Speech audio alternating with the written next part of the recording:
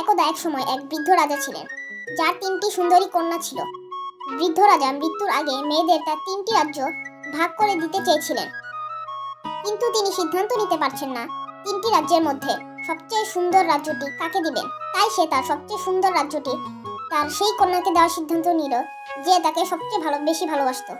বৃদ্ধ রাজা তার মেয়েদের ডাকলেন এবং জিজ্ঞাসা করলেন।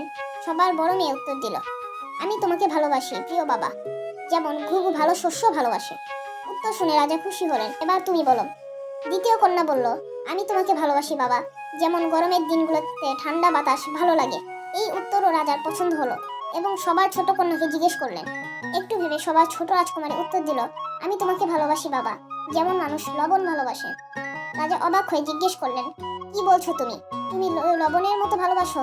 রাজা সবার ছোট মেয়ের উত্তর শুনে রেগে গেলেন এবং বলতে লাগলেন, তুমি আমাকে তুচ্ছ জিনিসের সাথে তুলনা করছো, আমার চোখের সামনে থেকে দূর হয়ে যাও। রাজকুমারী খুব বিনয়ের সাথে বারবার রাজাকে বোঝানোর চেষ্টাও করছে, কিন্তু রাজা কোনো কথা না শুনে রাজকুমারীকে রাজ্য থেকে বের করে দিল।